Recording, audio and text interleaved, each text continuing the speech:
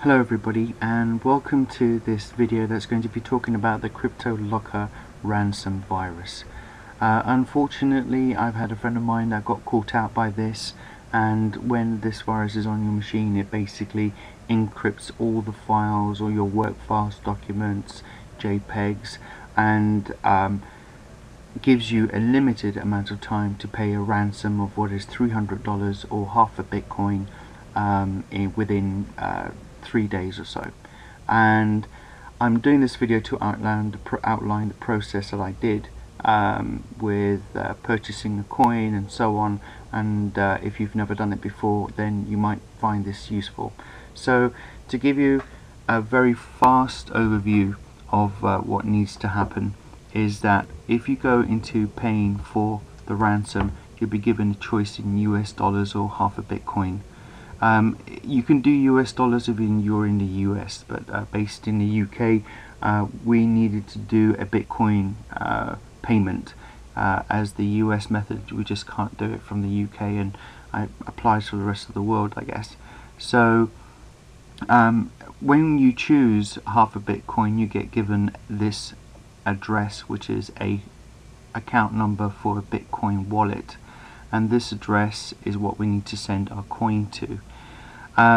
When we buy the coin, once the transaction takes place in its entirety, we'll end up with a transaction number. So let's take a look at how I got hold of half a Bitcoin. Now, I've got nothing to do with this website. This is just basically after Googling where I found the best price for the Bitcoin that day, which I paid 250 something pounds for the purchasing half a Bitcoin. So I created an account. When you create an account, this site automatically gives you a Bitcoin wallet. We're going to be using that later on, or will be used automatically later on.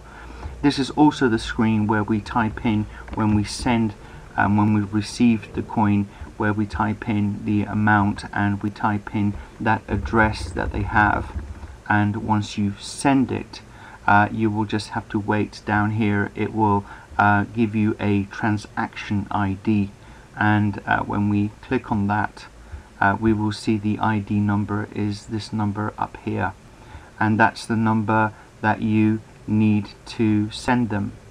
Now, actually buying the coin also involves a few steps.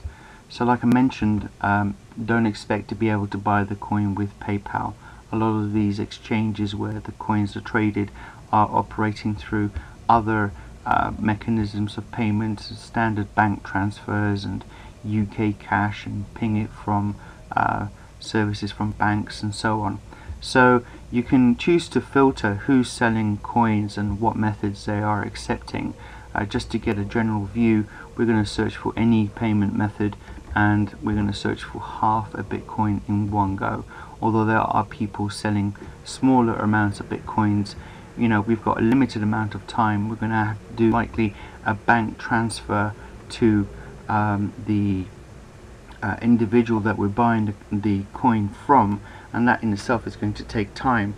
This is why you don't really want to operate maybe with an international website, where maybe a transfer that needs to be done might take longer than the time you've got to pay the ransom for. So I stuck to the UK with UK bank transfers. I actually got caught out because I did it on a Friday and the transfer didn't clear until a Monday, so there were 2 days where we were just waiting for that to happen before we got hold of our coin. Now, the way the website works is when you make an offer to buy somebody's coins, they get 3 minutes in which to acknowledge whether they're in or out of the deal, if they accept the offer or not. If they accept the offer, then you will be presented with their account number to make the payment to, and once that transaction takes place, the owner of the Bitcoin will transfer it into your wallet. Now, because it's all happening inside the one web page, we don't actually need to tell them what wallet it goes into, because it knows it's this wallet over here. So it just saves us a few steps of another different way. If you had your own wallet as software, then you know you'd you'd have to do it slightly differently. But right now on this site, I ended up receiving the half a Bitcoin as a credit into the wallet, and immediately, like I showed you before, proceeded to pay for it. Now what happened next was I submitted the information, and unfortunately I actually got a communications error. The program complained that it was unable to talk to the server. Maybe it was blocked, maybe the server was down, but it basically failed to submit my transaction ID. So what would happen here is, if it didn't communicate with the server in any way, it would never be able to pair up the payment with this machine is the one that paid for it. So they would have the money, but it would just be unallocated. And I did read in the news that law authorities are clamping down on these servers, which sounds like great news, but it kind of like leaves you unable to deliver the ransom and unable to get your files decrypted if this happens. I'm not saying it will, but I'm just outlining certain bits of info that I bumped into. I reset the system, and then it just proceeded to take me to the standard waiting page, which looks like this, saying that they're going to take that the clock has been stopped. So the clock does stop, and then they're going to manually review the payment. And you need to keep the computer on the internet. You need to make sure you're not using any of the files that are scrambled. Don't open them, close them, don't run Outlook, don't basically close everything down. Keep the computer on the net, and wait for the signal to come back for the decrypting to happen. And when it does, this is what it looks like. As you can see here, it's just flashing through files.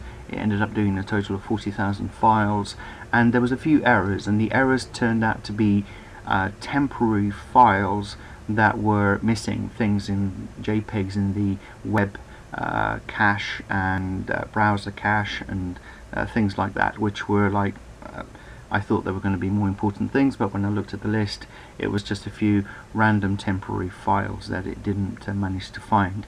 I also found, I think because of this error, that it gave me an opportunity to retry after it done all the files. So if you accidentally didn't have that hard disk connected that had the files encrypted, make sure you have that plugged in, but it did give you an opportunity to retry.